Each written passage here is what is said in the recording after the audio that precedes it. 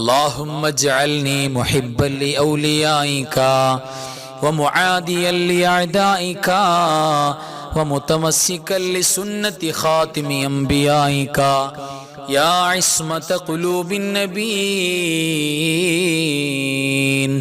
تقبل الله അള്ളാഹു സ്വീകരിക്കട്ടെ. ആമീൻ യാ റബ്ബൽ ആലമീൻ. ഇന്ന് തറാവീഹ് നിസ്കരിക്കുന്ന ആളുകളെ കുറിച്ച് എന്താ പറഞ്ഞെന്നറിയോ?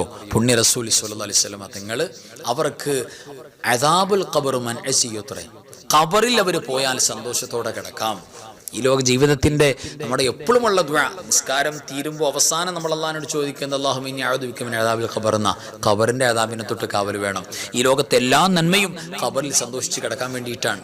ആ ഒരു റാഹത്ത് അല്ലാഹു നമുക്ക് തരാൻ പോവാ. ഇന്നത്തെ തറാവീഹ് എല്ലാം ഓർമ്മ വേണം നമുക്ക്, പ്രത്യേകിച്ച് ഖബറിൽ രക്ഷപ്പെടാനുള്ള. വേറെ മറ്റു തറാവീഹുകൾക്കില്ലാത്തൊരു പൂരിശയാണ് ഇന്നത്തെ പൂരിശ. കഴിയുമെങ്കിൽ കഴിയുന്നിടത്തോളം എൻ്റെ പ്രിയപ്പെട്ടവരെ നിസ്കരിക്കാൻ പറ്റി ഇരുന്ന്